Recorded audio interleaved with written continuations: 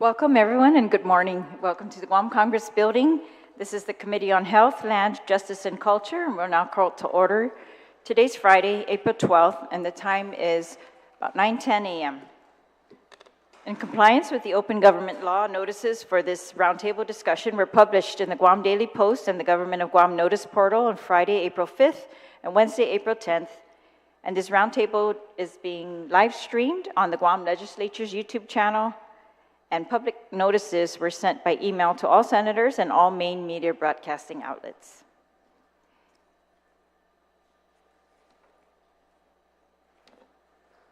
The agenda for today is a discussion with the Chief Medical Examiner regarding the Guam Office of the Chief Medical Examiner, which we'll be referring to as OCME throughout this hearing, the Guam Office of the Chief Medical Examiner, OCME, and his report, annual report filed for the period January 2023 to December 23. And in particular, I've asked him to discuss deaths from methamphetamine usage on Guam. I'd like to acknowledge the presence of my colleagues today, Senator Chris Barnett, Senator Terlaje, Situsmasi senators. And of course, I want to acknowledge the presence of our Attorney General, Douglas Mullins, Situsmasi, for being here, and your team. So the members of the Attorney General's team are here. I'm sure they will be introduced shortly. And of course, Dr. Jeffrey Nine. He is our Chief Medical Examiner for the territory of Guam. All right, so before we hear from you, Dr. Nine, I'm just going to give a very brief background of the office. So this office was created, the Office of the Chief Medical Examiner was created in 1971. It's controlled by the Commission on Postmortem Examinations, which is made up of the Attorney General of Guam, the Chief of the Guam Police Department, the Director of Public Health and Social Services, the Administrator of the Guam Memorial Hospital, the President of the Guam Medical Society, and the current Chief Medical Examiner. So that's the Commission on Postmortem Examinations. That's the commission that controls the Office of the Chief Medical Examiner. The mission of the Office of Chief Medical Examiner is, quote, to determine a true cause and manner of death by conducting a medical, legal death investigations, autopsies, toxicology, and specimen analysis on all unnatural and unusual deaths, such as, but not limited to, homicides, suicides, accidents, sudden unexpected deaths that occurred in a suspicious manner or caused by an unrecognizable disease. In addition, post-mortem examinations must also be done on an individual who had died outside of a hospital facility or less than 24 hours of admission to a hospital facility and whose body is to be shipped off island, cremated, or buried at sea. So the report that we received from the Office of the Chief Medical Examiner has been published on the Guam Legislature's Messages and Communications tab on our website for all of the public to see.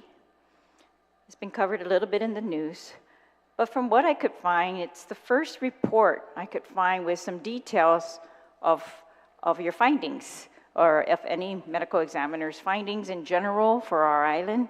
So I found it very useful, insightful, and I can't believe we haven't done it sooner. It's such a great idea, and I really wanted to commend you and thank you for that.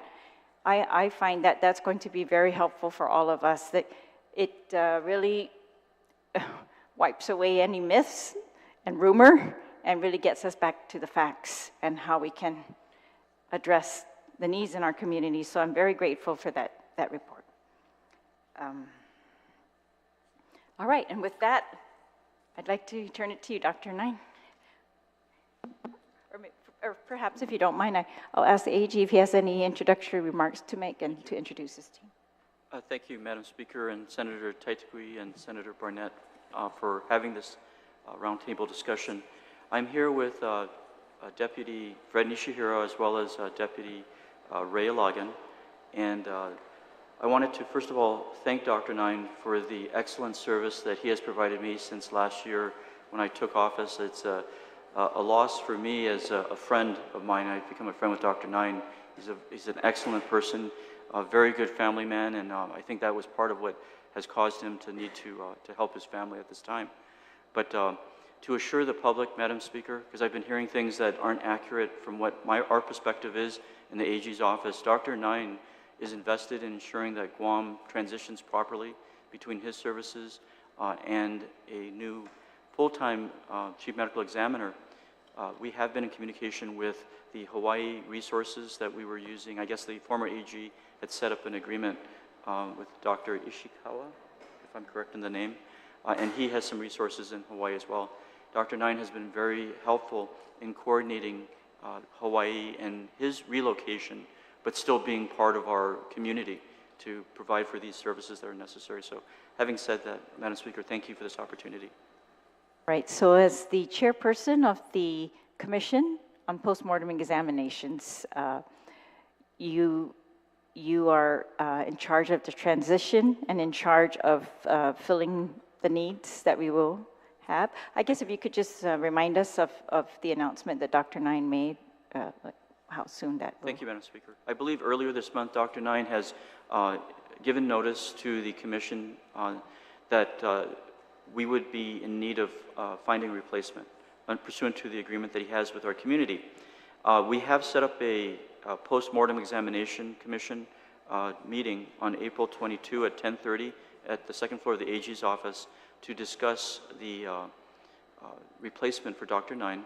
But we've been doing logistical work in order to provide to the Commission the information, such as what I had just indicated, that it's very important that we have a replacement in place. My team has already started to prepare the announcements in coordination with Dr. Nine on the type of services that we would be requiring in our community, and there will be a transition, and we're going to ensure that. Thank you. Cesar Masi, Attorney General. All right, Dr. Nine, the floor is yours, please. Well, thank you, Madam Speaker and Senators. I'm very happy to be here to discuss this issue. I have, my heart is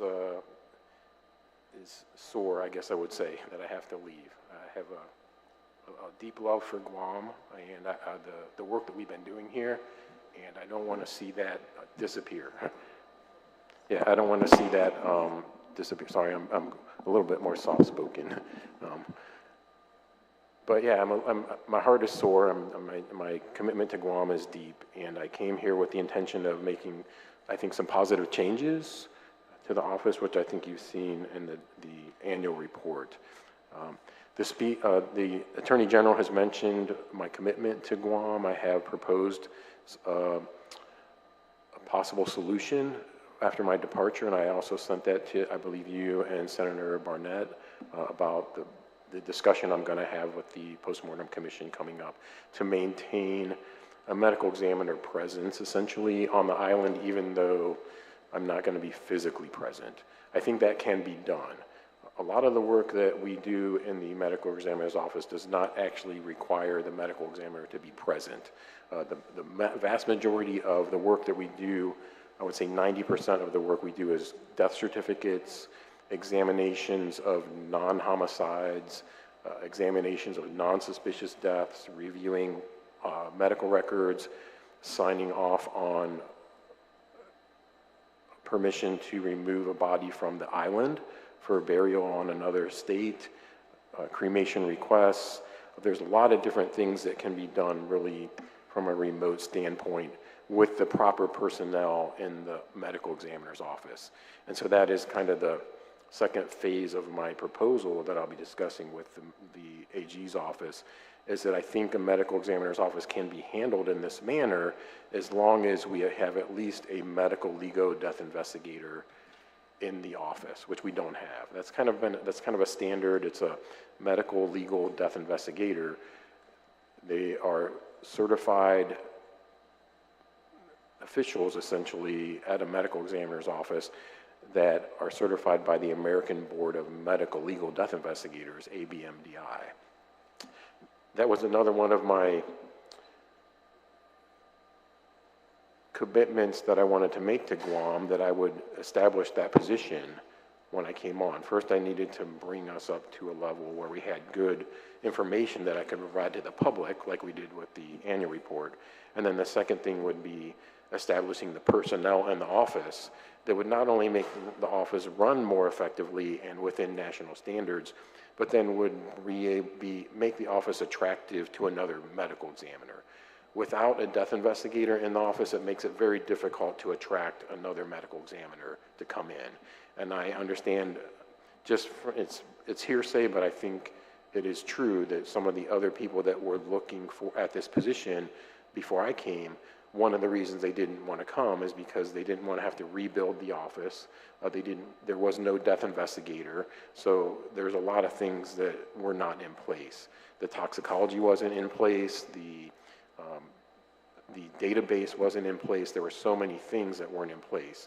So now we've brought everything up to a standard for the investigation process, the autopsies, the annual report, the toxicology, all of those things. The next step is to bring it up to the standard for personnel. And as you know, personnel costs money. And so that's where we need, the legislature's help or the government's help in some way to see the need at the office and provide the funding to establish these personnel. So that's kind of where I am. My commitment to Guam is that I want to maintain that relationship with the office to coordinate as the acting chief, if you need to have that title, to help direct the death investigator that would be in the office, the autopsy technician that's in the office, the clerical staff that's in the office to help direct the daily work and act as a consultant on a regular basis. The database we use is accessible from anywhere there's internet. So they would be able to provide the materials for me to review. I guess a good analogy would be this island uses a lot of telemedicine consults. It would be similar kind of approach. The doctor is not here, but they can still provide services.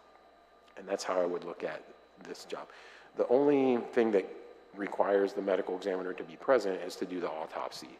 The National Association of Medical Examiners, which is kind of our governing body in a way, our accrediting body, NAME, National Association of Medical Examiners, they state that the only part of forensic pathology that's the practice of medicine is the autopsy. So that's the only thing that really requires the presence of the medical examiner, the physical presence. The other things can be done by different personnel.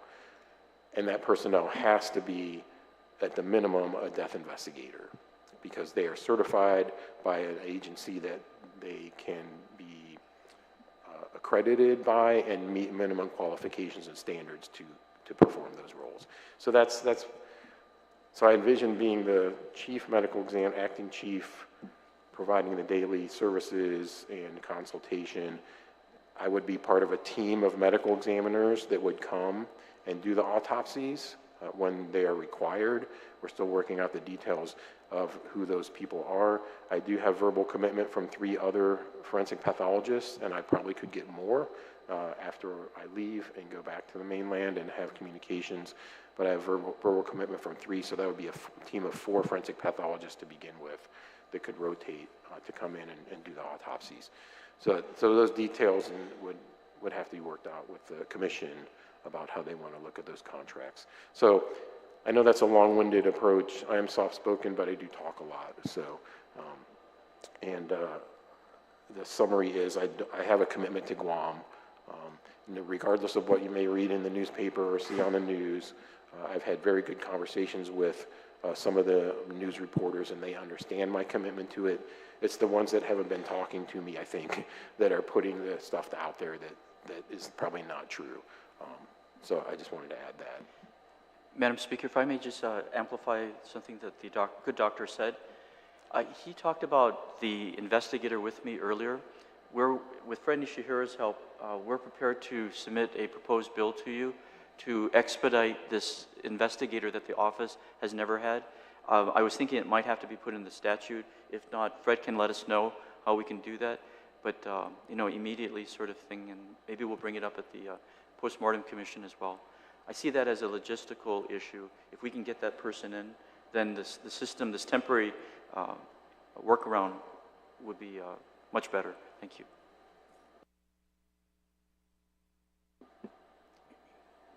Please proceed, Dr. Nine, if there, yeah, I'd also like to hear from you. So in your work on Guam, what is it that you think is most important that we as policymakers know that would be helpful for us, and what the public should know? I would like them to hear it directly from you. And if you could just move the mic a little closer and make it loud, please. All right, is that good? Okay. Yeah, well, the first thing is obviously methamphetamine abuse is a problem on the island. I kind of suspected that when I got here, but I was looking at the data from previous years that said methamphetamine and drug use was number 6, number 7, and I'm seeing it as kind of the opposite when I was doing my initial work. So I wanted to make clear in my annual report that Guam has a methamphetamine problem.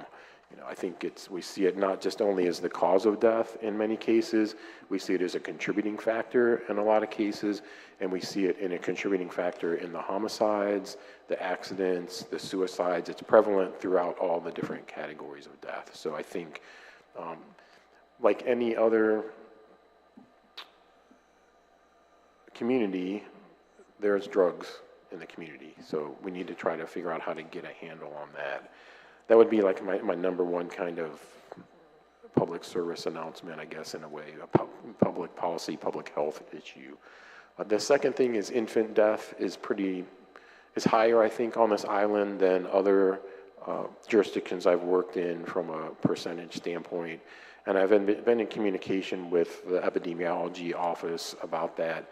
And I think it's more a reflection of the level of care and the medical care in the community, and there's maybe not as much prenatal care being done, not as much postnatal care, and I think that's more of a community thing, and it doesn't reflect any kind of nefarious activity on the island. There's not a high incidence of child abuse death. It's child death from natural disease, mainly infections like viruses and bacteria that go along with that, and things that may or may not be preventable, but definitely are prevalent on the island. So we do have a higher level, I think, of infant death than I would see in other jurisdictions for the size of the community. So those are the kind of the two things that I took away from that. The third thing I think would be suicides. We've been working with the Behavioral Health and Wellness Center with their suicide initiatives. They actually have been providing us some grant money to help pay for some of our toxicology and some of the resources we use to investigate suicide deaths. So that, I think the suicides, and what we're seeing with the suicides is in the younger age range in suicides, they're more using marijuana and alcohol. And then if you get into the older age range suicides, they're methamphetamine users. A large percentage of our suicides and a large percentage of our traffic accidents and motor vehicle crashes have drugs in their system. When they're younger, it's usually marijuana and alcohol. When they're older, it's usually methamphetamine. So that would be kind of the public health initiative takeaways I see. All right, thank you. And the database that you've created, who is that available to? And does it have information like, I'm sure it has ages because you've been able to report age. Does it have anything about background, ethnic background, or even income levels, anything like that you think? Yes, the database is called MDI Log. MDI Log. If anyone's interested, they can look on the internet, mdilog.com. So that's Medical Legal Death Investigation Log, LOG.com. It's the only database that was created from the ground up for medical examiner and coroner offices. So a large number of offices are now using that. It's a very robust database. It's very flexible to the community. So if you're asking about ethnicity, income, all those things can be retrieved from the database if they're put in. Just like any other database, you have to enter it. If they're put in. Mm-hmm. And on Guam, we have a personnel problem in the office. It's myself and one other person. So we don't have the personnel to enter all this information that I think would be useful for the community. Some offices actually hire a single person to manage that database and just enter all the information. I mean, that would be a good thing for Guam if we wanted to track all the different ethnicities, incomes, education levels, backgrounds, family histories, et cetera, that can be achieved through MDI log, but you have to have someone dedicated to enter that information. When I first got here and it was just myself and the administrative assistant, we had barely enough time in our day to just do the work that needed to be done to produce death certificates, cremation permits, and removal from state authorizations. I mean, that was too much just for the two of us. Now we just recently hired a morgue attendant, autopsy tech, just last week. She is on now, so when I leave, at least there will be 2 people in the office. But yeah, I think it would, if you want that kind of information, Madam Speaker, I think the best thing is to have enough funding in the office to have someone dedicated to entering that information. Could you also say again, you've hired one other person? Who is that person and where they came from, or? We just recently hired a morgue attendant that has always been an open position that we could never fill since I got here. So we have 2 other open positions. We have, in the office now, the way it was structured when I arrived, we had the chief medical examiner, administrative assistant, then we had a position for a clerk that was never filled, and we had a position for a morgue attendant that was never filled. We'd been using the Guam Memorial Hospital morgue attendants to help us as ancillary personnel. They're not dedicated to the ME's office. So now this morgue attendant is now dedicated to to your office, medical examiner. Yes, the new morgue attendant is dedicated to the OCME. Okay, thank you. Dr. Nine, I hope you don't mind me asking this, but how do you know it's meth? What do you see? I'm sorry, how do you know it's meth? Yes. How do you know? What is it that presents on death, or what do you find? I'm glad you asked that question because I think it helps support more the reason why we need a death investigator full-time.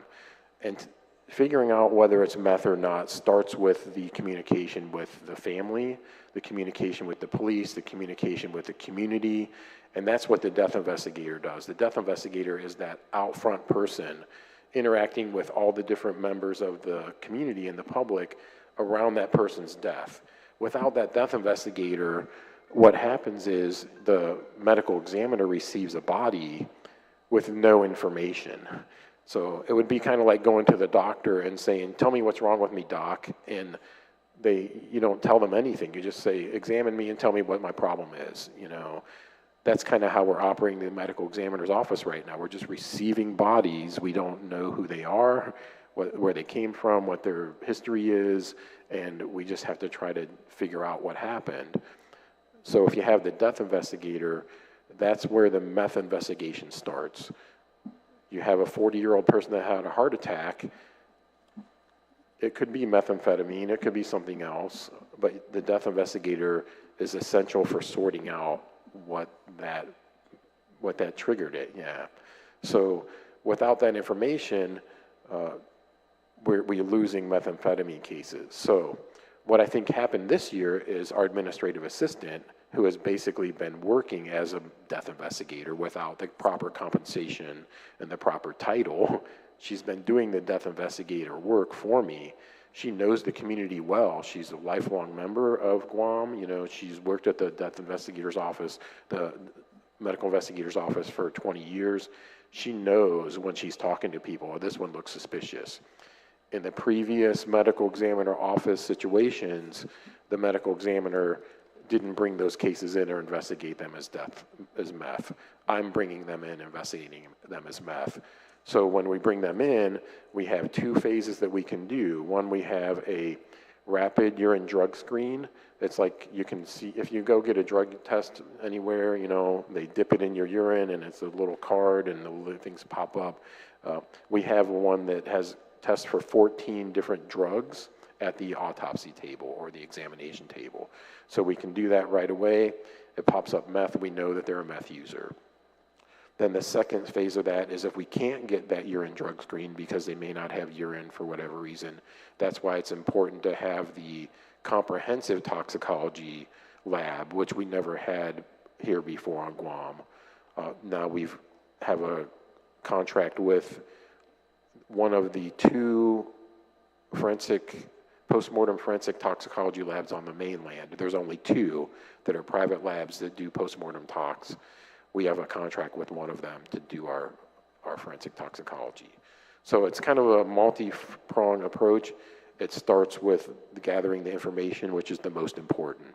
If we don't have that information, then we're going to miss out. Appreciate that. Your report inspired me to find out what was going on at the ER as well. So I asked GMH just to give a preliminary. I don't think so my question to them was, I want to make sure it was very specific. Shoot, I don't have it here. But I had asked them, if they had any data, or they were collecting data as well relative to meth or other substance abuse that they see in the ER. And if they had that data for 2023, so they submitted a list to us, and I've passed it out to the senators, and I hope to you as well. But and I asked them to tell me what literally they saw in meth users. I kind of want the public to hear that stuff that they are seeing. So some of it, they describe, I can't understand all of it, of course, but dyspnea secondary to meth abuse,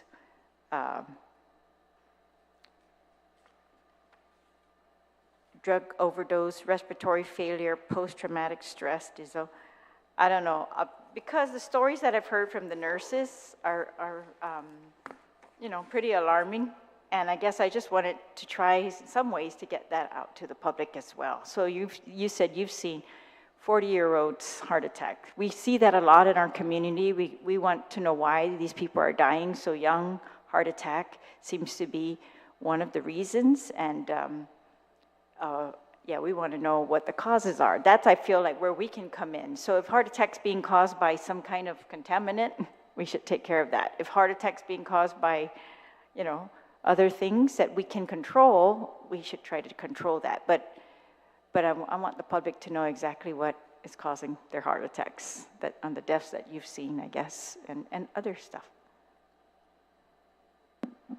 Yeah, that's a lot of stuff in one little conversation there.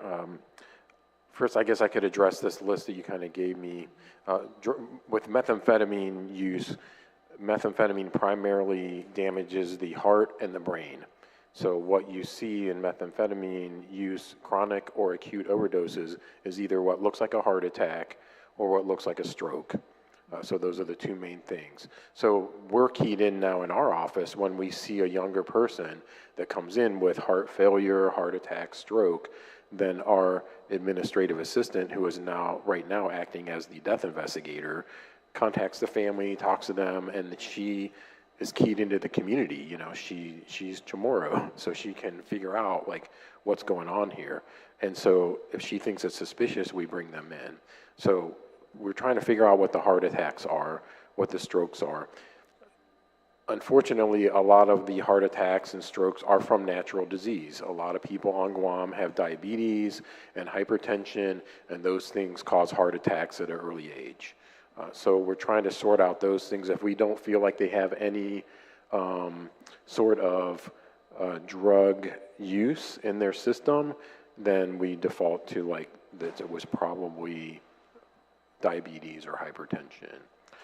The other thing that methamphetamine can damage is the lungs pretty severely, because most people smoke it, and you get very severe damage that's similar to the damage from cigarette smoking, but it happens earlier and more severe.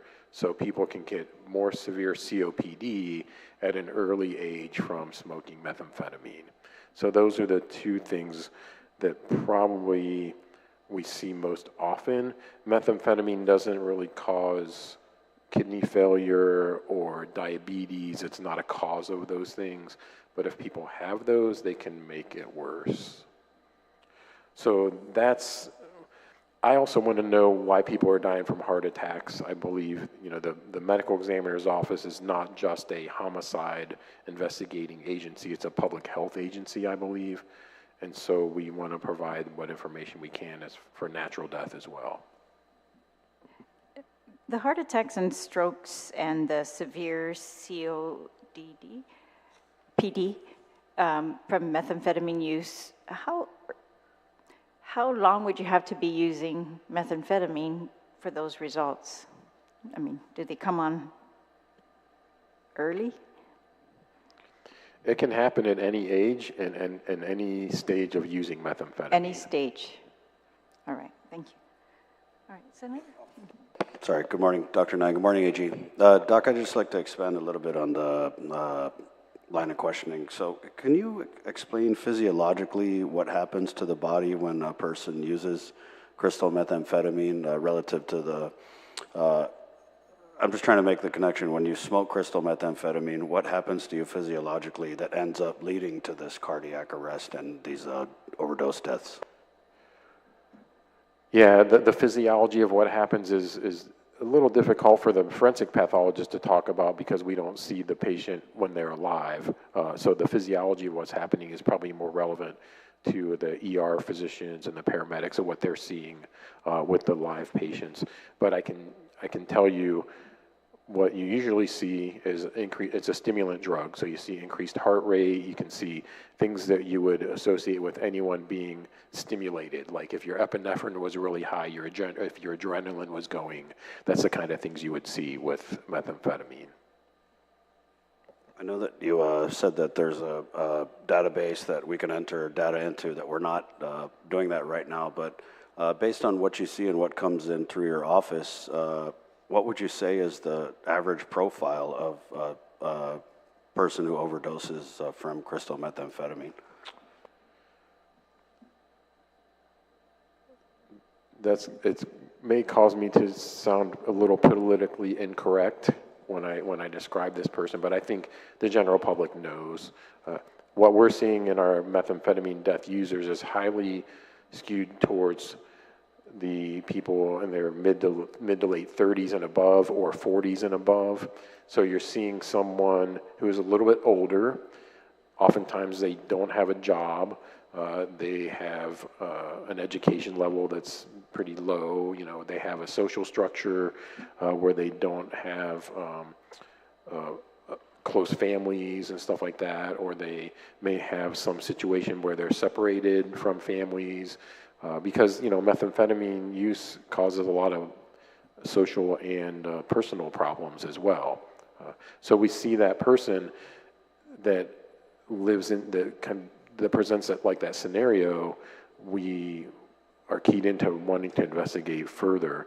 And then what we typically see at the autopsy room is a person that's usually smaller, they usually are underweight, they're malnourished because they're spending money on the drugs and not on their physical care and their medical care. Oftentimes they do have other underlying medical conditions like chronic heart failure, or they've had a previous stroke from the methamphetamine use, or they have lung disease that they're just not getting treated for. I've actually had a couple of cases where the people have had heart failure from methamphetamine use, and then what they're using to treat their heart failure is more methamphetamine. So instead of going to the doctor to get treated, they will seek methamphetamine to treat their heart failure, which in a way kind of does that because it's a stimulant. It can increase the way that your blood flows and may temporarily help, but it's not a good solution. I'd also like to just echo the comments of the speaker in that we have not had this kind of data ever before, and I've been suspecting for years, and people have been rightly recognizing that we have a major issue with crystal methamphetamine, and so to see the statistics from the emergency room and then combined with your annual report, I mean, it is alarming. I would call it a public health emergency. I mean, we saw 37 meth overdose deaths, correct? And so what I wanted to ask was, just given the tracking of these numbers, do you think that had we been testing for this kind of thing prior to your report, that we would see similar numbers, or do you think, how would you describe the trend? Is this something that you're seeing or anticipating would continue to go up? I mean, I know it must be difficult without the data, but I'm just wondering, with this snapshot, what would you track before it, and then what would you estimate where we're at relative to these deaths, and whether or not we'll see more of them? Yeah, I've had this conversation with our administrative assistant who is acting as the death investigator. She has a keen interest in the island, and she has her pulse on what's happening in the community. She thinks that we likely did have an increase in methamphetamine deaths before I arrived, but we had no way to document that because we were not testing for it. She thinks there probably was a time years ago where the methamphetamine level was low, and it's just been increasing steadily over the previous few years, and this snapshot is a good point of where we are now. I think we probably have had a steep curve up to that point. I'm hoping that curve starts to go down now, and this is the highest we're going to see it, but I don't know. I don't know what that's going to look like. I don't know if this is outside of your discipline, but I mean, being on the front lines and seeing the unfortunate end result of crystal methamphetamine usage, I'm curious, what are some of your ideas that you would have relative to reversing these kind of trends, and what do you think our government needs to do better? Yeah, that's also a politically charged question and answer, and I don't think I have I don't think I have a good answer for it. I think the best thing is to stop the source, stop the inflow of the methamphetamine. I'm not sure, the other stuff is in the AG's purview about how to prosecute and what to do with these people, but I think with any other drug use, the key is to stop the inflow of it. So if you stop the supply, you decrease the demand for it, and then hopefully you can get a grip on it. In other jurisdictions that struggle with crystal methamphetamine, you can usually kind of take a look and see peripherally things that a government is doing, relative to education and awareness. And again, I'm not sure if this question falls into your area of expertise, but do you see those things when you look around our island? Do you see those efforts that are usually in place in other areas that struggle with this kind of epidemic? I'm starting to see them now since I got here, and I wanted to focus on exposing, I guess, the methamphetamine use on the island. When I first got here, it didn't seem to be part of anybody's conversation with the police or the community. Now that I've really focused on trying to identify some of these issues, I have seen the awareness more. For those who don't have the report in front of them, I wanted to read it out loud, just part. So the case summary, the manner of death was 596 natural.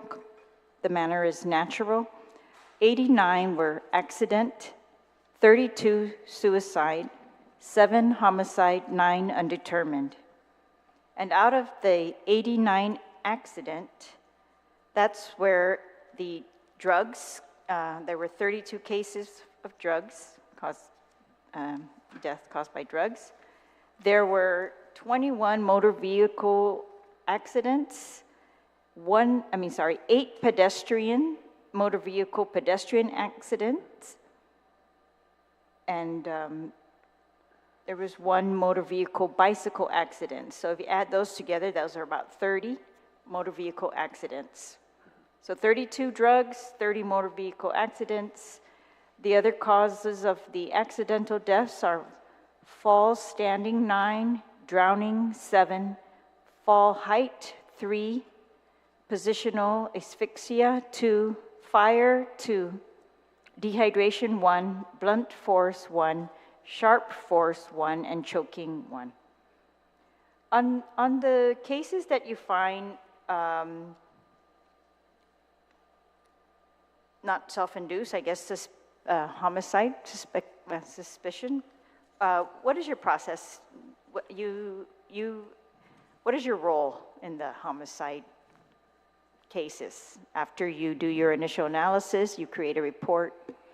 Do you have any further role in those investigations? In the accidents or the homicides? In the homicides, yeah. My role in the homicides is to determine the cause and manner of death from the autopsy examination, prepare the autopsy report to provide to the Attorney General's office, and then to testify on those findings in the court case. There were 7 homicides that well, according to your data, were all these prosecuted? Or do you follow that? I don't have any information about which ones were prosecuted. Right. And your relationship with those who are receiving your reports, is that the Guam Police Department and the Attorney General's office, or only the Guam Police? Anyone in the community can receive our autopsy report if they ask for it. We provide them to the family members when they ask for it. We provide them to the Attorney General's office when they ask for it, and the police department when they ask for it. We do not have a mechanism in place at the medical examiner's office to automatically generate a report to provide to give to somebody. There's no one on our list, like when the report is done, that we automatically give that to them. That's not in our statute. That's not in any other medical examiner statutes that I'm aware of on the mainland. Generally, the statutes cover who can request the report and then what we can provide to them. And on Guam, we can provide the autopsy report to anyone that asks for it. Are the police aware of the 7 suspected homicides? As far as I know, they are. They are the ones that provide us the initial investigation because they get called out to the scene in a suspicious death.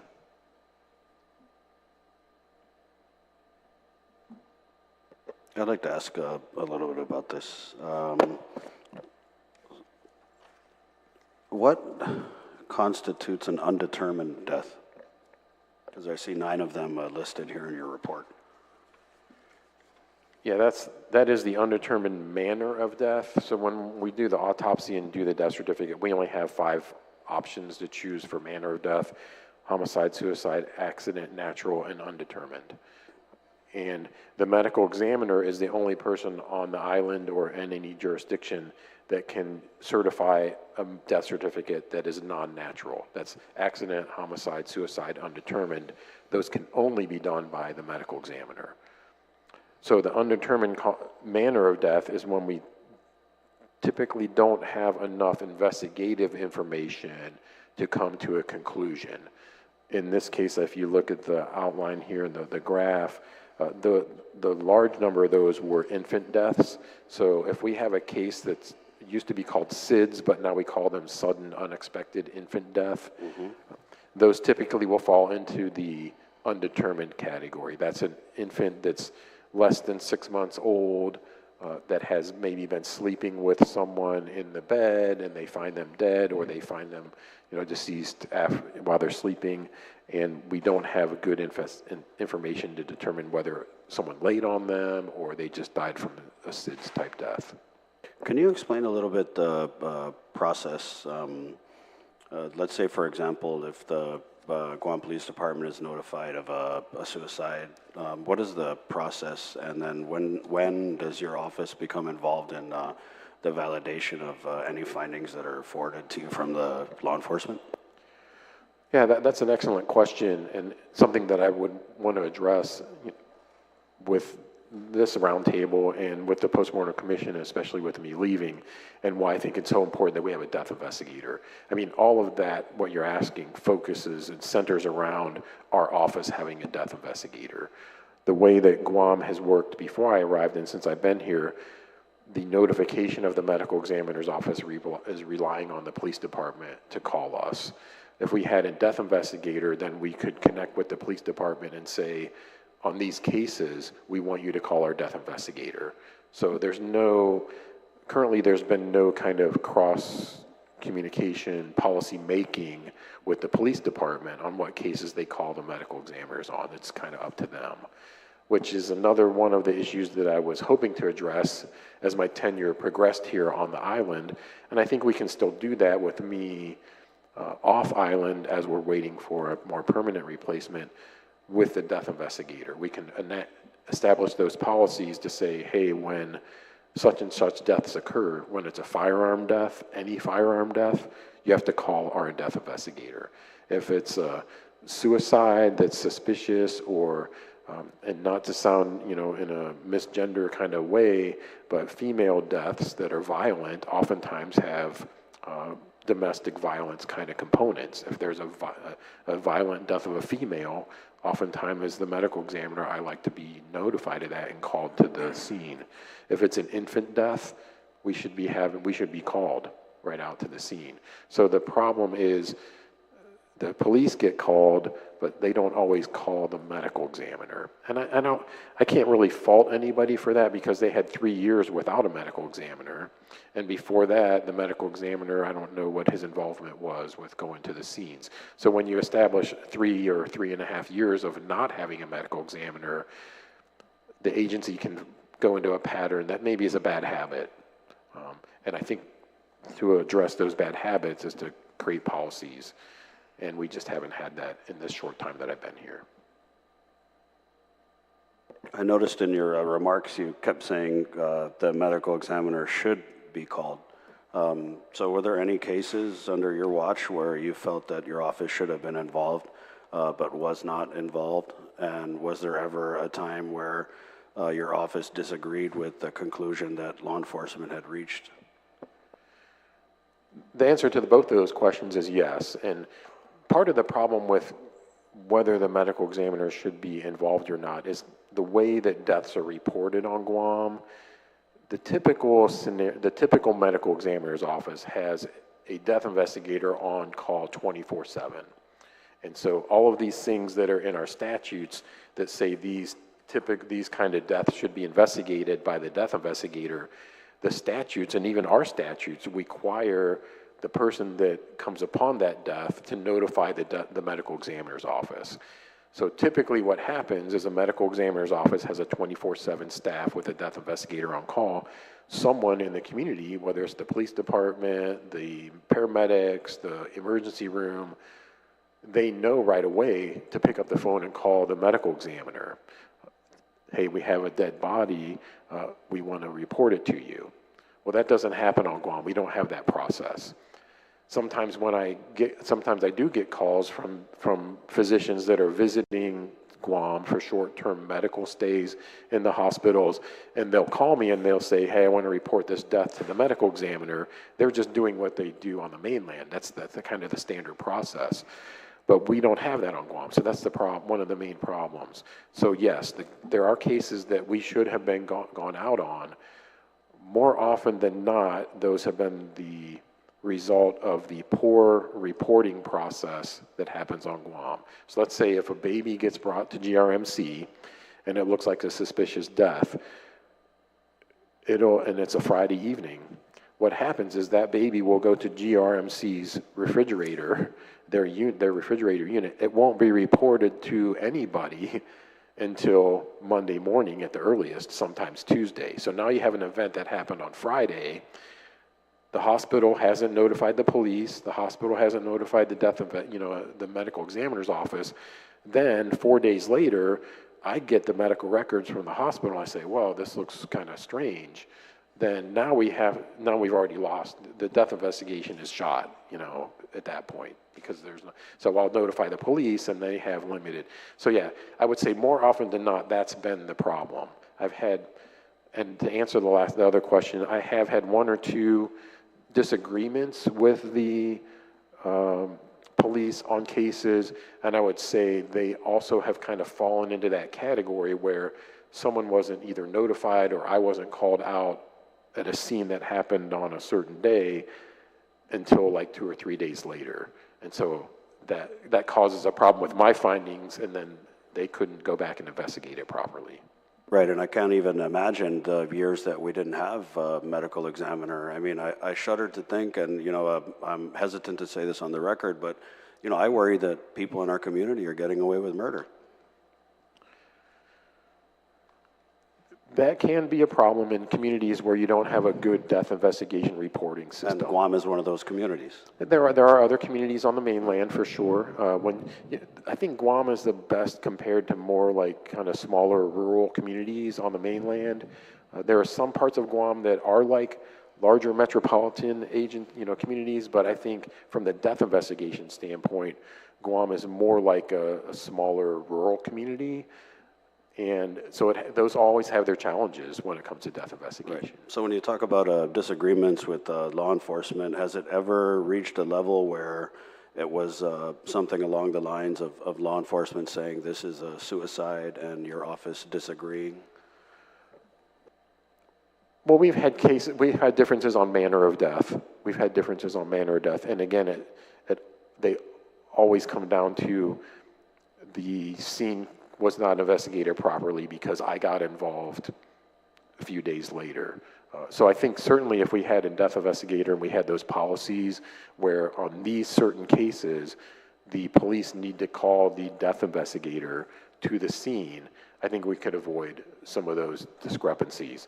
The police and I have never had, knockdown, drag-out fights about things. It's just that my findings at the autopsy speak to something else that now cannot be investigated properly because I was not involved until 4 or 5 days later. Is there any cases in your report that reflect this type of a situation? Those would more often fall under the undetermined manner of death.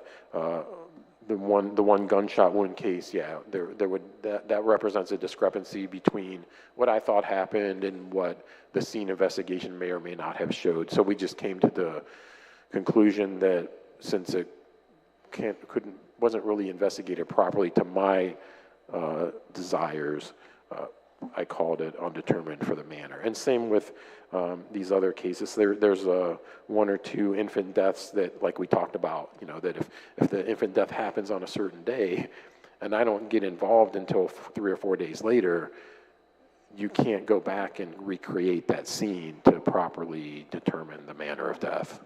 Right. So what is the remedy for a family if they're being told by law enforcement that their loved one took their own life and your office is saying we're not so sure about that? I think the remedy is in the lapse of this government and this postmortem commission, do the proper thing to get the proper personnel in the medical investigator's office, the medical examiner's office, and that means at the minimum, a death investigator. Attorney General, are you aware of this? So the statute is very clear. All law enforcement officers, prosecuting attorneys, other officials shall cooperate fully with the Office of Postmortem Examinations in making the investigations and conducting the autopsies provided for. Such officials and all physicians, undertakers, embalmers, other persons shall promptly notify the office of the occurrence of all deaths coming to their attention, which under this chapter are subject to investigation by the office. And so he said the list is right there, which ones are subject to investigation, and shall assist in making dead bodies and related evidence available to the office for investigation and autopsies. And in cases of apparent homicide or suicide, or of accidental death, the cause of which is obscure, the scene of the event shall not be disturbed until authorization by the appropriate law enforcement officials.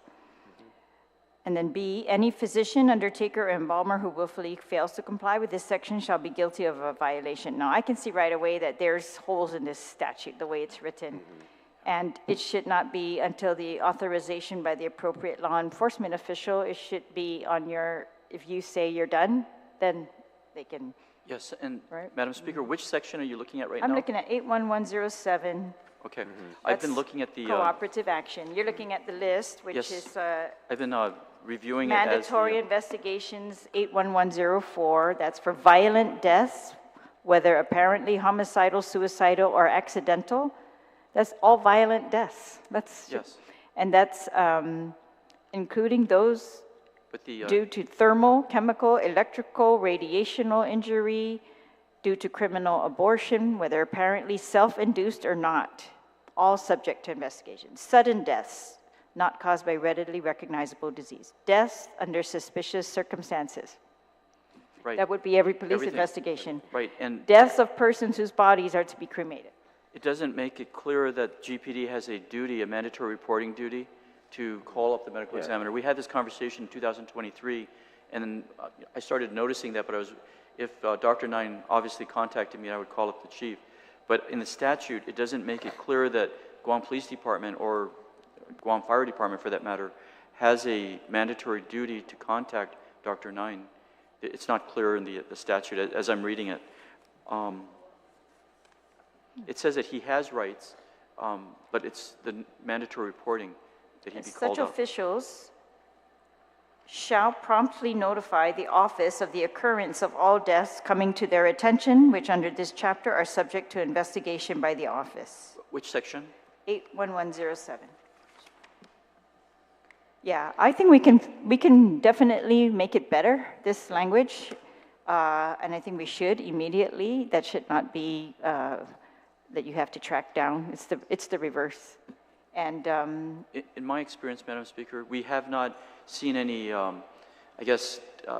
conflict between the Guam Police Department, the medical examiner's office, and my prosecuting attorneys. In fact, there's been a high level of cooperation, in my opinion, since Dr. Nine has been in my term.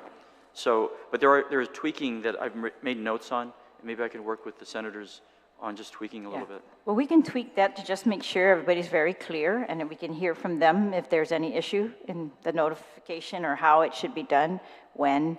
We can clarify any ambiguities. But I guess, it boils down to, is a gunshot wound that is listed as an undetermined cause? That just doesn't sound satisfactory to me.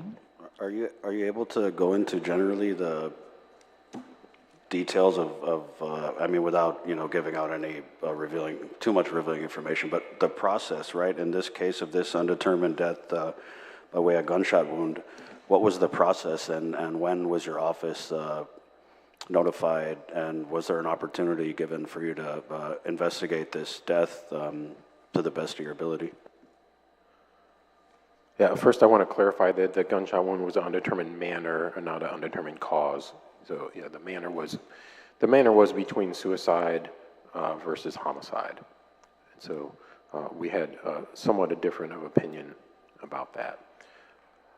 So not to get into any, I don't want to go too many specific details about this case, but I would just say generally what happened in this case, and has happened in other cases, not only here on Guam, but in other jurisdictions I've worked in, is sometimes the police or the investigating agency goes to a scene and they believe something happened, and their interpretation of the scene is this is blank, or I think they believe this is a suicide, or they believe this is an accident, so they don't investigate it in the way that I maybe should have been done, because they've come to that conclusion.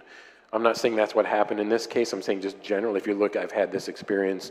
I've had plenty of cases where I've had a disagreement with the police. It's not just on Guam, just in my 28-year career. It's just natural that I would find something at the autopsy that I want the police to know about and maybe investigate more fully. The problem with Guam is that the investigation sometimes happens 3 or 4 days later. In other jurisdictions, if I know about the case right ahead of time, we can do that investigation at that moment. So I can say generally what happened with this case and what I've described with other cases is the event happens oftentimes on a Friday night or a Saturday. I don't know about it until Monday morning. And then I go and look at the body and I see something that looks suspicious, and then I notify the investigating agency, the detective, and I say, we need to look more into this. They have been very friendly and open and cooperative to work with. I've had no problem with GPD. I've not had arguments with them. I've not had arguments with the AG's office. We work very well together and cooperate very well together. We want to go to the right solution. Again, the problem with Guam is a small community. To do this properly, you look at what is the dream, like what is the model for a death investigation agency. The model is you have enough personnel for every time somebody dies on Guam, They call the medical examiner's office, and the medical examiner's death investigator takes the information, and we can get in on the front end of it. That's not the model on Guam. To get there, you would need a minimum of 4 24/7 on-call death investigators at $100,000 salary apiece. That would be the model. And if Guam wants to invest that kind of money, I would applaud that. That would give you, I think, like an airtight death investigation system. If you had 24/7 death investigator on call, the police, the funeral homes, the emergency rooms, doctors, people that come across a dead body, they call the medical legal death investigator.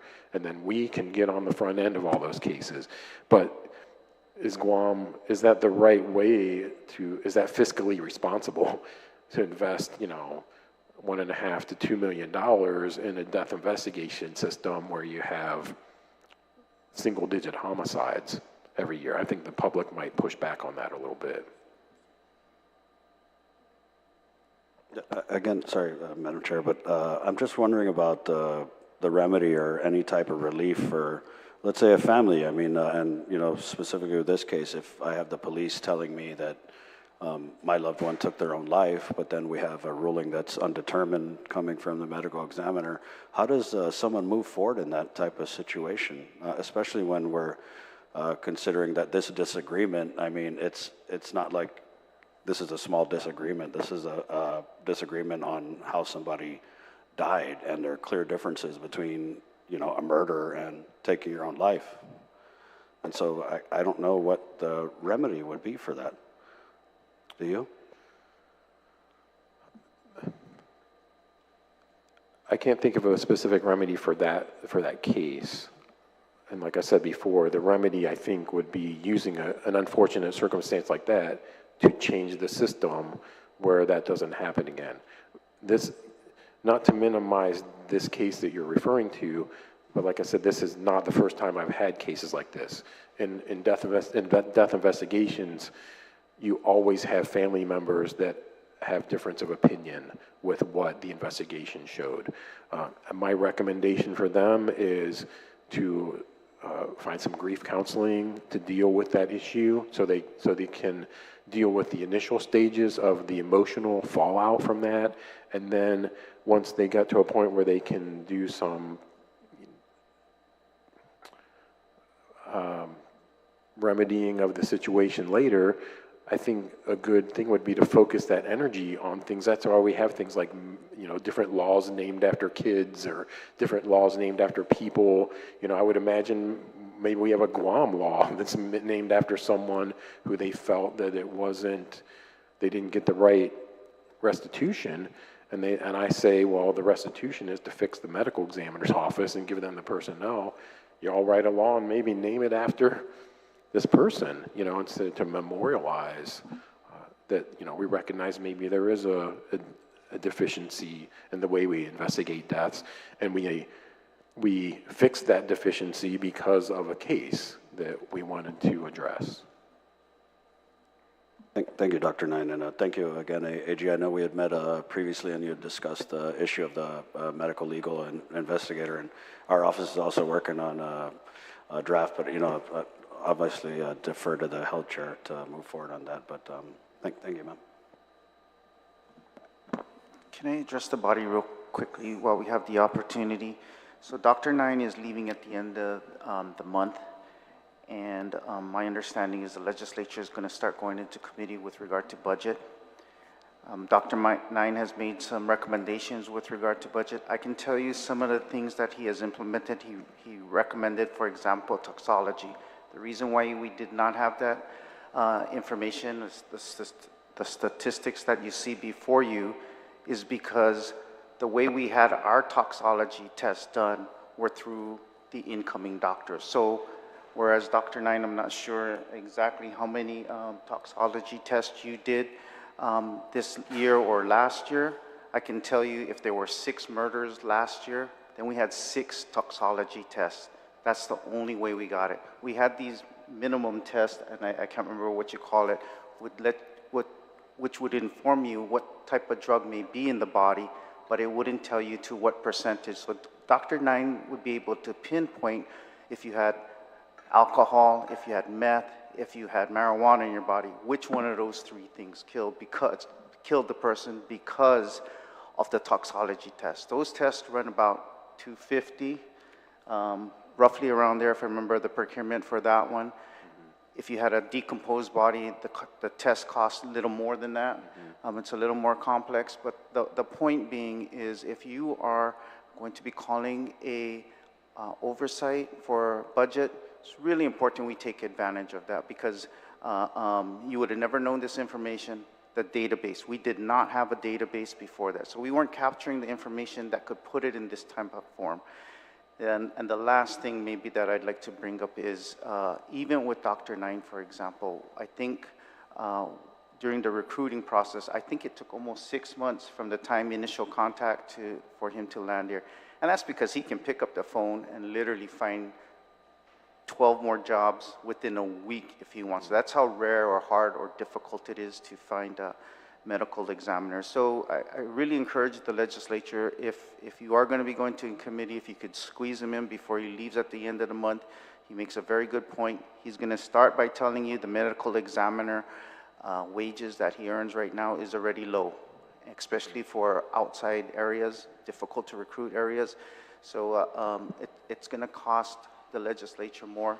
I can tell you with Dr. Ishikawa's contract before, it was done with a $1,200 plane ticket out of Honolulu. The price is almost $2,200. So just cost-wise, from a budgetary point of view, if we roll over the cost of this year's budget for next year, I'm going to tell you already, they're going to fall short. They will have to come with the supplemental. So I just wanted to encourage the legislature, if you have that opportunity, if you could, Speaker, schedule a budgetary hearing before Dr. Nine leaves in, I really do encourage it. The last thing I want to bring up, I know we said might be logistical. My understanding is we don't have a debt investigator in our job listing, and so it might be much better to create it legislatively. Thank you.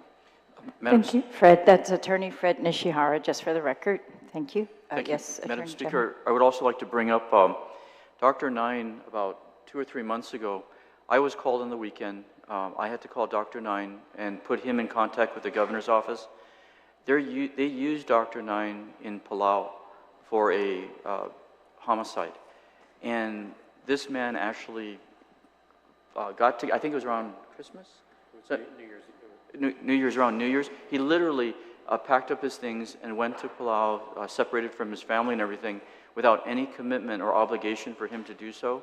And I was a bit disappointed in the governor's office, how they used that opportunity to have their president contact our governor. Then they contacted me. I talked to Dr. Nine and left it up to him, because there was no requirement that he service anyone around us, because he was primarily hired for Guam. And out of the goodness of his heart, he actually took care of whatever, and the military was called in on this too, because it had to do with, I guess, a Chinese non-Palauan citizen or outside their government. So, you know, we were being mobilized as a law enforcement community on Guam with the CME, and he did that work, but was never compensated. And that's what disappointed me, that the governor's office didn't call up Dr. Nine and say, how much should we pay you for this service that you did? So at the post-mortem commission meeting, I'm going to bring that incident up, that I don't want this ever to happen again. Because to have him as a resource to be on our island was one benefit that we had, but to have the executive branch be calling up and almost demanding that this individual fly out to a different country, that was my concern. Palau is not the United States. So to have him go outside the United States, and even the military didn't want to help.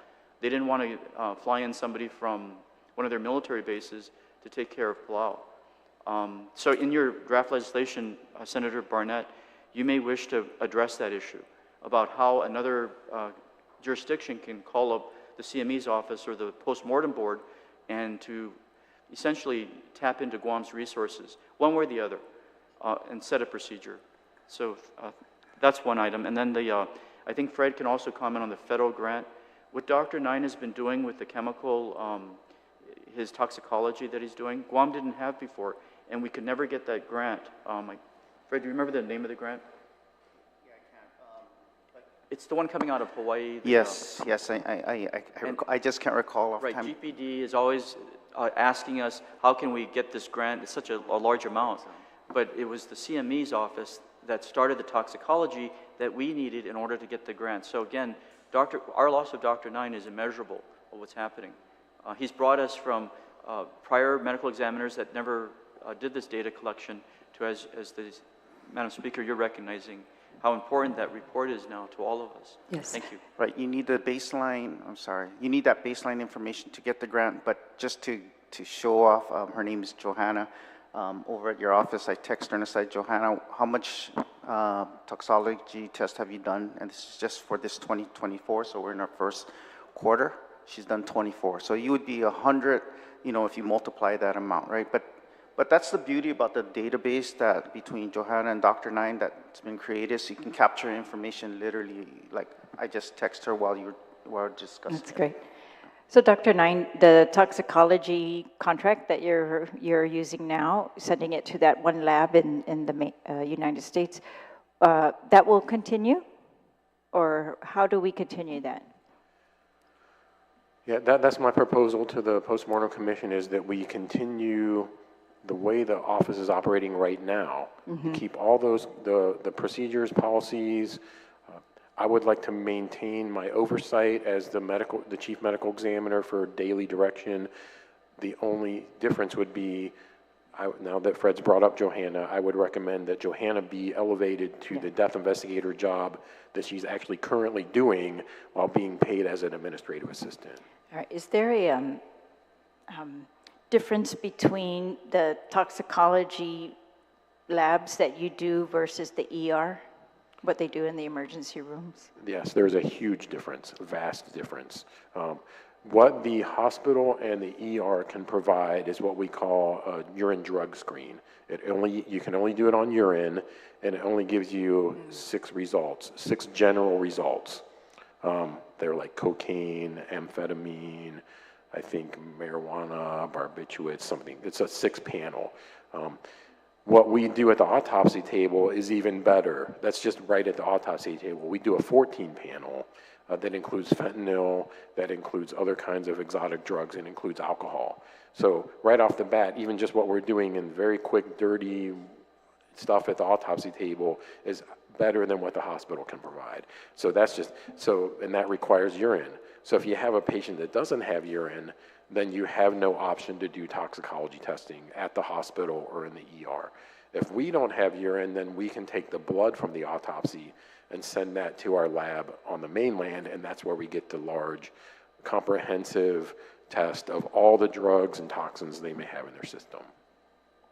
I'd like to recognize, this is Senator Joanne Brown. She's here as well. So this is Dr. Nine. Of course, you know the Attorney General and his team, Fred Nishihara and Ray Ilagan. Did you have questions, Senator Brown? Sorry for coming late. I had another function I had to attend this morning. I appreciate the efforts, Madam Chair, of holding this this discussion, because when the numbers were originally provided to us, it's just shocking, to see the number of our people that are died. I see it's listed under the accidental category, but from methamphetamines. I mean, we've talked about how serious our drug problem is on Guam, and certainly, Dr. Nine, we appreciate your efforts, because at least now we have some data that we can reference that really shows how serious this drug problem is, and the loss of members in our community that probably were unnecessary. It's just very sobering, I guess, to borrow that word, to see these figures. I mean, the amount of our young people in the age group that is affected by this, and it's really something we have to wrestle with as a community, to see what can we do to address what is very much a growing drug problem. The fact that drugs, as our Attorney General knows, has gotten cheaper and cheaper and cheaper. I mean, it's cheaper than driving through a fast food restaurant these days.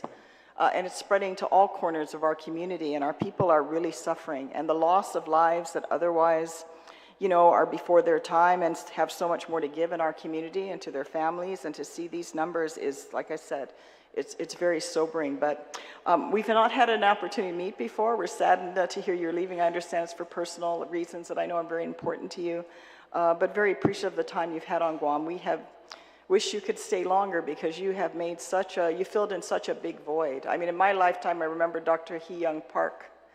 Our most recent Dr. Espinola that, retired, and then you. I mean, in between, there were a lot of others coming in to fill in, but we haven't had that many medical examiners. And the fact that we can remember and know them by name, and we will remember you, Dr. Nine, we appreciate what you've done because you have certainly helped, especially the families that are grieving and prior to you coming here because of not having a regular medical examiner. Funerals, the grieving process for a lot of our people were held off so long, weeks and months sometimes, before they could put their loved one to rest. So while you're leaving us so soon, you've certainly, for the short time you've been here, had quite an impact, a very positive impact. And then on top of that, to be able to give us the numbers and the reality check. Because some people want to deny what's going on in our community and play the politics, but when you look at these numbers and you see the impact, the fact that you're testing for this and that we have statistics that we can reference, it's very important information for us to have. So thank you so much for your time here. Who knows, maybe the world might work out and you may come back again. We certainly appreciate that, but your expertise that you contributed in the short time you've been here is most appreciated. So thank you. Thank you very much, Madam Chair. Thank you so much. Yes, Senator Burnett. Attorney Nishihara had mentioned that you had conducted 24 tox screenings. Can you just kind of go over the, and I don't expect you to have like hard data on it, but following the conclusion of your report, what are the trends that you're seeing up to current? As far as like the drug testing goes, yeah, we're still continuing to see methamphetamine, and in younger people, particularly suicides and sometimes traffic accidents and stuff, we're seeing more marijuana and more alcohol. And sometimes we're seeing in the older individuals that are traffic accidents or methamphetamine overdoses, sometimes they have alcohol on as well. But it's almost exclusively methamphetamine, to some extent marijuana, and to some extent alcohol. How would you explain the role that methamphetamine is playing in some of these homicide deaths? Because I saw that even a lot of the homicide victims are testing positive for crystal meth. Yeah, well, I don't think it takes a physician or a medical examiner to have an opinion on that. Obviously, drug use spurs a lot of irrational behavior, and particularly when there's money involved, like in some of the homicides we've had recently seem to be money and debt related. Those money and debt related issues, no matter what anybody says, are drug related. I know the one said it was a gambling debt. I'm sure that it has something to do with drug use. I mean, we all know that. So, I mean, what it just shows is there's a lot of irrational behavior that unfortunately ends in the death of innocent people when drugs are involved and when drug use is involved and when the negative economic impact of drug use affects people. Did you see similar trends with the deaths classified as suicide? Were a lot of those turning up positive for crystal meth? In the older population, yes, and it kind of mirrors the population of the meth users from the overdoses. It's usually, I'd say, mid-30s to 40s and above. It's kind of where we're more heavily weighted towards the meth users. The younger population, we're seeing more marijuana and alcohol. You know, one of the takeaways that I got from the report, just based on the volume of, I don't want to say bodies, the volume of incoming bodies and the percentage of those that were testing positive for crystal methamphetamine, one of the takeaways I got was that there are a lot of people who have been using crystal methamphetamine. Are our numbers, I mean, I'm just trying to figure out what percentage of the population is on this drug. Are you able to take what you're seeing at your office, and then, I'm not sure if there's a formula, right? But do you see, maybe in other jurisdictions, I know you've had a long career, do these types of numbers at the ME, obviously, right? I mean, it's a no-brainer, a lot of people are on meth, but what does the data say?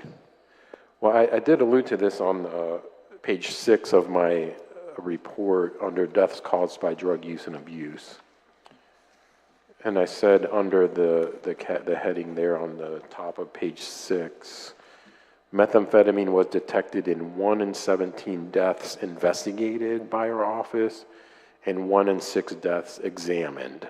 So the deaths investigated by our office encompasses almost every dead body on Guam. So almost every death we investigate. I would say every death we investigate.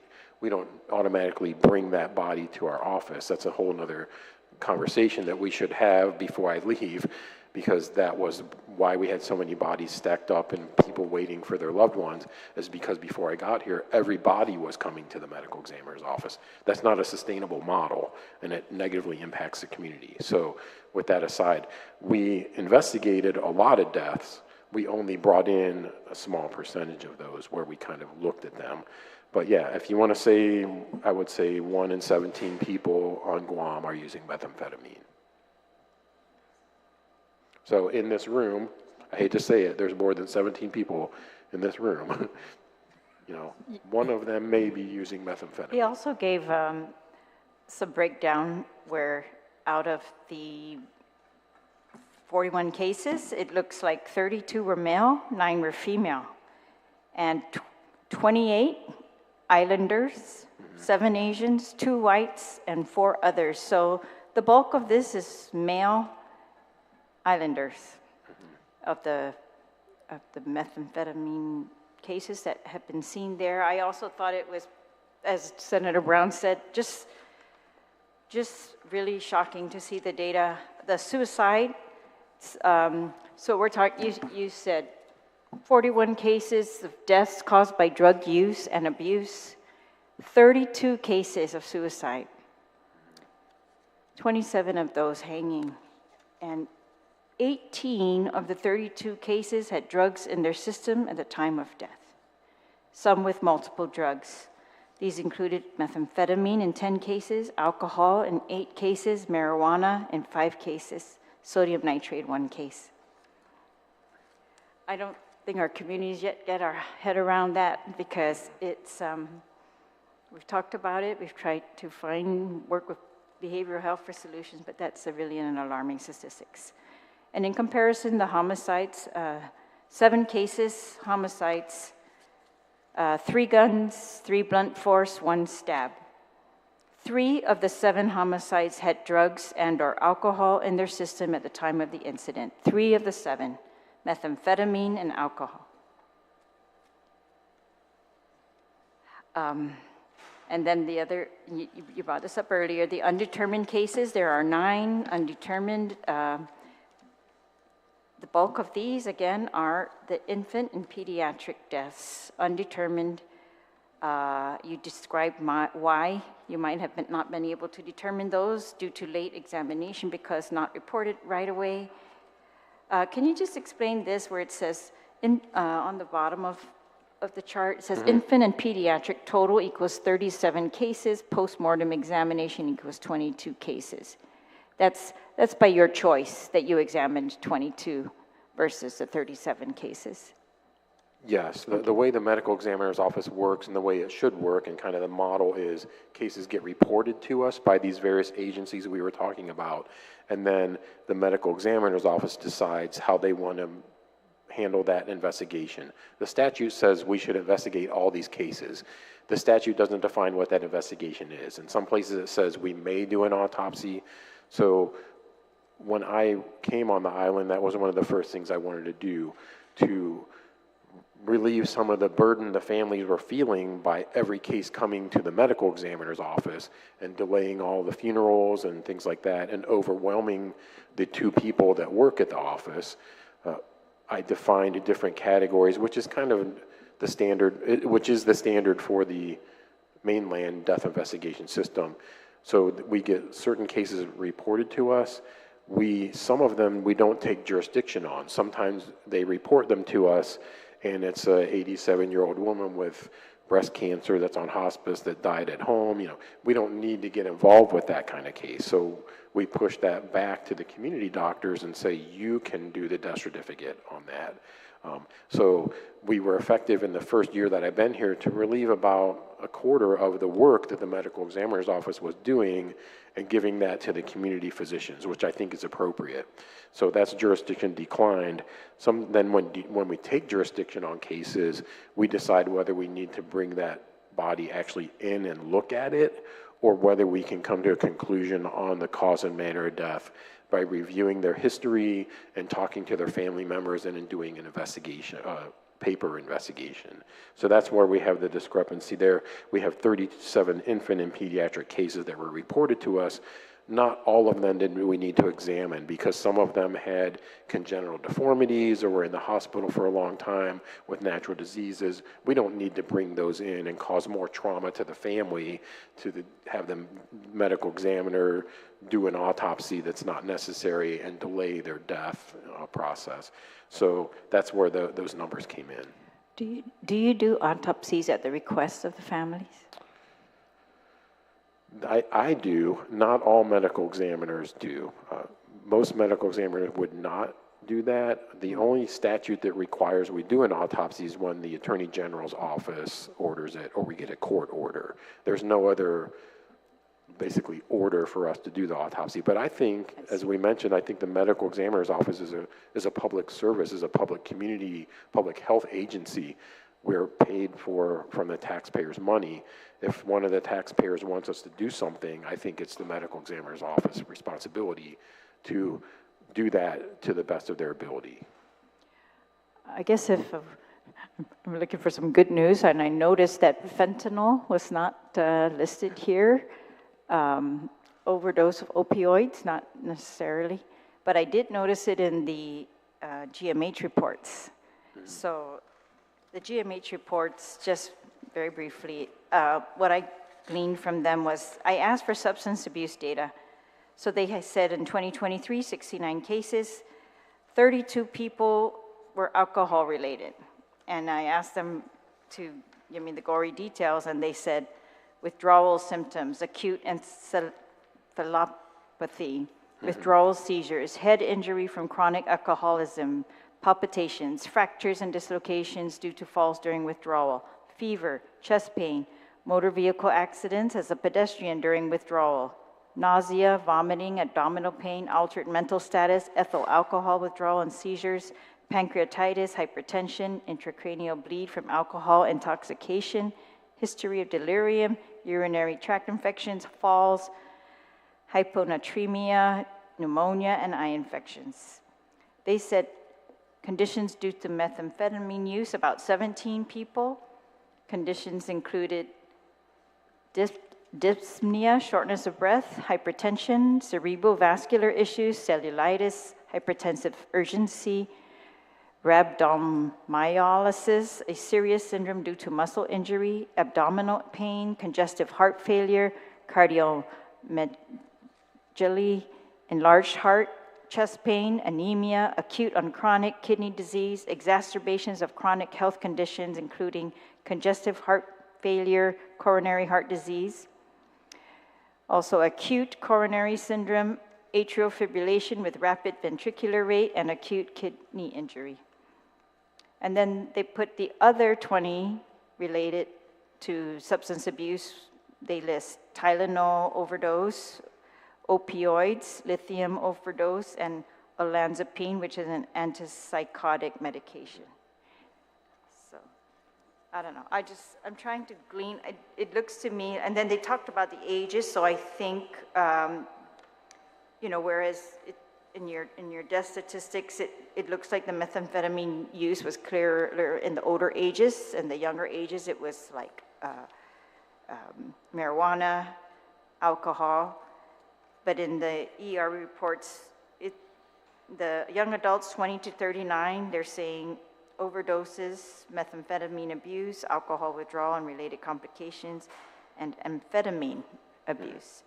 In the middle ages, 40 to 59, they say chronic conditions exacerbated by substance abuse, CHF, hypertension, alcohol-related disorders, methamphetamine complications. Seniors 60 and above, chronic health issues aggravated by substance abuse, methamphetamine use complications, common conditions, alcohol-related admissions, withdrawal symptoms, seizures, intoxication, chronic effects like pancreatitis and hypertension, methamphetamine-related admissions.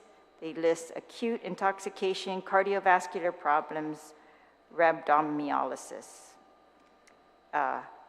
So, yeah, not very good news, but I just think it's helpful. We have to face it, and we should know what these are. We should know what our youth are facing, what our elders are facing, what our entire community is facing, as much of the facts as we can.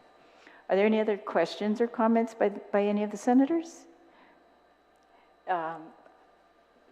Attorney General Moylan? Oh, thank you, Madam Speaker. I think it's pretty thorough, what you've done, and your analysis was impressive. Plus that data from GMH, very important. Yes. Thank you all from the Attorney General's office for being here, for your work with this commission. It's very important for us. I know we've had some challenges, so we are so very fortunate to have you, Dr. Nine. And Dr. Nine, I just want to say again, thank you for thinking to do that report. Enough about us here to get it done and make sure that you put it into our hands and that we've been able to share it with the media and with the public. I very much appreciate that. I think that's the kind of thing for Guam that we will have a lot less disagreement here if we all have facts in front of us. So, but I'm very grateful for all the things that you've mentioned today. You're going above and beyond your contract for service of families, of people even in other regions, other islands. That's important.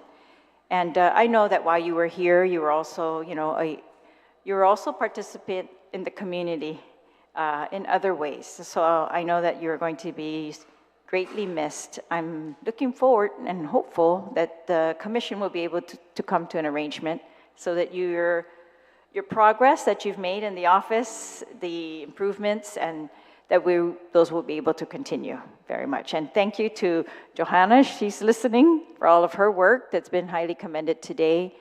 And hopefully we can resolve her situation as well, or just the office, the personnel, the money for the testing that's necessary, and pretty much just the communication between GPD, Attorney General's office, your office, to make sure that there are no issues, that we don't become one of the jurisdictions where we're suspicious of each other. Right now we have a good relationship. I'd like to see that continued. So we'll just get those down without any big loopholes.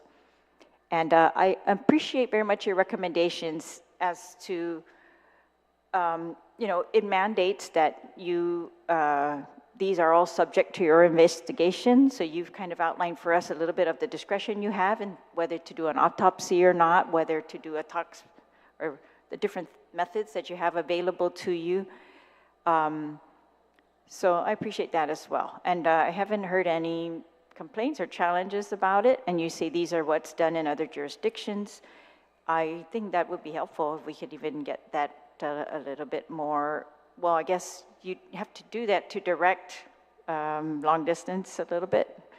So if we get that down in writing, just something like that. But otherwise, I just want to commend you on behalf of the people of Guam and definitely of the Guam legislature. Sizos Masi, and thank you for your time this morning. All right. With that, I'm going to call this roundtable. It's adjourned at, what time is it?